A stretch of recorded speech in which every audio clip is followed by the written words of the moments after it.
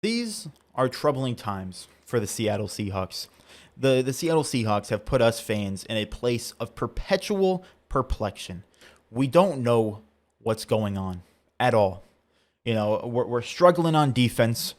Our quarterback just got injured, and now our running back has a neck issue that kept him out 2 weeks and is going to keep him out for 3 more. Russell Wilson and Chris Carson have been put on injured reserve. Russell Wilson, it made sense. His finger got bent every which way. It didn't look great. But Chris Carson, just last week, we heard about this neck issue. And Pete Carroll was saying, oh, it's going to be a day-to-day. Maybe he's not good by Sunday. He'll be fine, blah, blah, blah. But now he's out for 3 more weeks. A neck issue is not good for a guy that puts his head down and tries to run through people. What's the deal with that? But before we get into that, through this time of persistent perplexion, I have made a decision. And that decision was to go bald, baby! Ooh, no more hair! Let's go! I am bald! Yeah, I don't know. I got bored. I was done dealing with long hair. I'm going to be honest. Get out of here. You know what I'm saying? I'm bald now. Let's go. But let's talk about the Seahawks. Bald me. My big brain is bulging out of my head now. Russell Wilson. We'll start with him. He was put on IR. Makes complete sense. Russell Wilson, his finger is done for. He could possibly come back week 10 against the Packers, I believe. But will he be able to? Who knows? If anyone's going to be able to, it's Russell Wilson, because he got injured Thursday night. I believe he got surgery early Friday morning. So he has well over 30 days to come back from that. Will he be able to get his middle finger on his throwing hand good enough to throw in 4 weeks? I think it's actually like 36 days, I believe, total he has until we played the Packers from when he got injured. I have no idea. We'll have to see about that. But Russell Wilson, I believe in that man. That man went to practice yesterday playing left-handed, throwing it around. I'd be fine throwing Russell Wilson out there left-handed to play against the Jacksonville Jaguars, the Pittsburgh Stinky Steelers. I would 100% take a left-handed Russell Wilson. However, I don't think Geno Smith is actually that bad of an option right now. Geno Smith, I think he'll use the tight ends more because we have a lot of really good tight ends. Shane Waldron likes using the 3 tight end sets, I believe. And he'll probably throw to the tight ends more, some more safer plays. Maybe we'll get some, some longer drives going with some short yard tight end plays. I think Geno Smith can do that well. And then when it comes to Chris Carson, this is one I'm really confused about. How did we not know about this neck issue that's somehow been lingering around, just been there, been a problem for a while, just Chris Carson has never really missed a game because of it? How is this just now being brought to everybody's attention? This is a neck issue on a running back that is constantly putting his head down to try and run over people. How long is this going to last? Is this going to persist for the rest of his 2-year good chunk of change contract? I really hope not. But when you say that it's going to be a day-to-day basis, last week he misses this week and gets put on IR. That doesn't really tell us anything good about the situation. And we've heard nothing about the specifics of it. It's just, it's a neck issue he's been dealing with. If we had any idea of he has L9 joint in his spinal cord, twisted sideways and pointing out of the back of his neck. I don't know anything about spinal or anything like that. But can we get some specifics, please? 5 weeks. He's going to miss 5 weeks total from this at the very minimum. And we have no idea what it is. And do we have great running backs behind him? I mean, we've got Alex Collins. He's looking pretty good, but he's no Chris Carson. We got DJ Dallas. I mean, he's pretty good in the pass-catching game. We're not using him a ton. What, Rashad Penny's going to come back?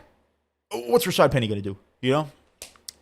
That's the real disappointing part, is the lack of, transparency, I guess. Who cares if other teams in the NFL know the exact injury that Chris Carson has? I want to know.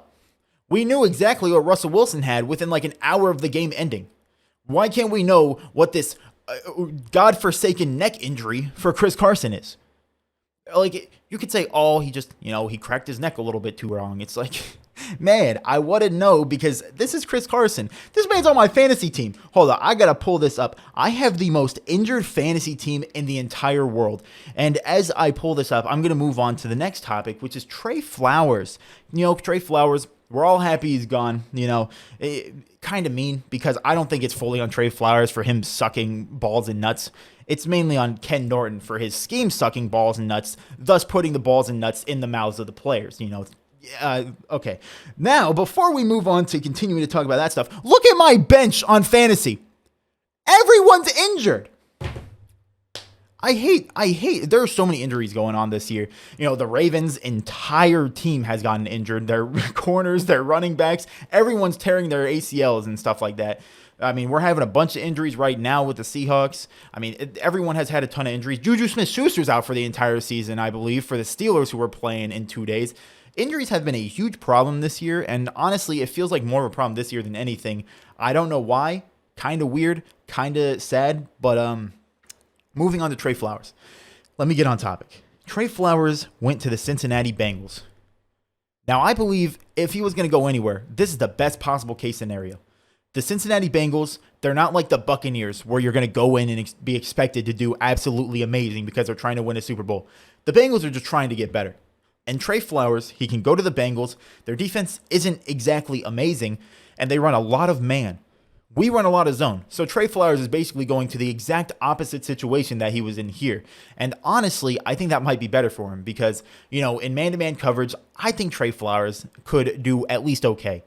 I think the problem with the Seahawks defense is the scheme and how we play these godforsaken zones 30 yards off our mans. It doesn't make any sense, and I think that's why, even though I love hating on Tre Flowers and making fun of him for any little mistake he possibly has, I will blame Ken Norton and Pete Carroll for the defensive mishaps over anybody. I don't care how many times Jamal Adams has a bad defensive breakdown play. It wouldn't have happened if we had better coverage and better scheming so we didn't have to throw Jamal Adams on a full sprint to try to catch up to a guy that has no one covering him. And it's kind of hard to stop when you're in full sprint and trying to turn around to find a ball. All that stuff is on scheme, on coaches and stuff like that.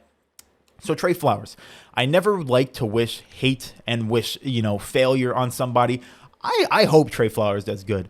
It's not gonna impact us. The Bengals are going to the Super Bowl. We're not playing the Bengals this year. It will not affect us if Tre Flowers does well. But I think it would be nice to see him do well because then that would really prove to everybody that it is on Ken Norton and Pete Carroll why this defense is as bad as it is. And guess what that might cause? That might cause Ken Norton to be fired. And if God walked down to earth and graced us, maybe Pete Carroll got fired too. Because Pete Carroll, you love how much he's done. All of that has really been completely dependent on Russell Wilson and the Legion of Boom, and not on him really whatsoever. Maybe he drafted some of the guys in the Legion of Boom, but what has he done for us recently? In the last 5, 6, 7 years, he couldn't draft to save his life. I believe from 2014 to 2018 or 19. All of the defensive players that we've drafted in those rounds have left our team except for one. I believe I saw that stat the other day, and that's absolutely insane. Our drafting has been horrible. Our defense has been horrible since the Legion of Boom split up, and that's on coaches. At some point, you can't blame Tre Flowers, especially when he's not going to be on the team this next week. And he hasn't been playing the last few weeks, and we still haven't been doing great. This is on coaches. This is on Pete Carroll. Do I want to see Pete Carroll get fired? Yeah, kind of.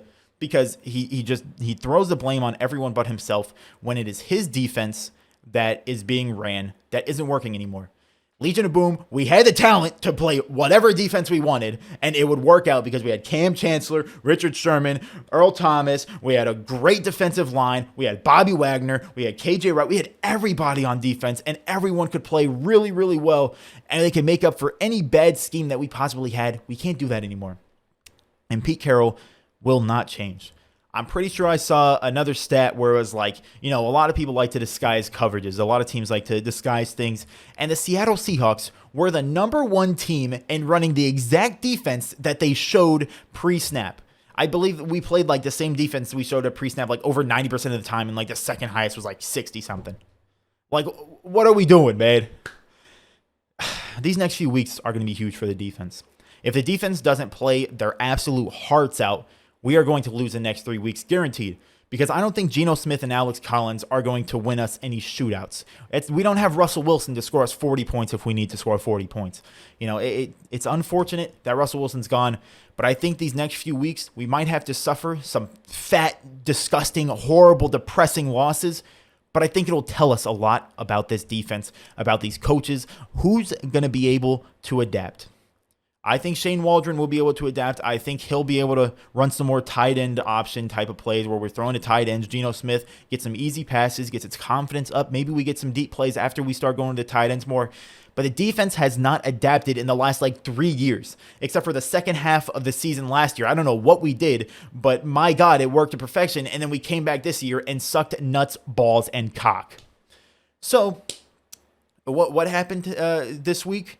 Russell Wilson, Chris Carson went on IR. Tre Flowers went to the Bengals. And I have just complained for well over 10 minutes about this team's failures. I'd like to thank you for watching. Let me know down below in the comments what you think about all this. The Chris Carson stuff, pretty upset with that, the lack of transparency. It was supposed to be day-to-day. Now he's gone for 3 weeks at the bare minimum after missing 2 weeks already.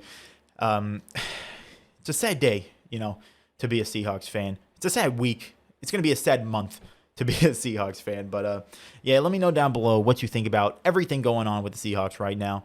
And one question I have, should I do a watch-along stream for the Sunday Night Football game against the Steelers? I can't really do it when it's normal time games because I live in California. Can't get Seattle games very easily unless we're playing the Rams or something. But yeah, if you want me to do the watch-along stream, let me know down below in the comments. I'll probably put a poll up Saturday. But yeah, let me know. Have a good day. Thanks for watching. God, I'm so depressed.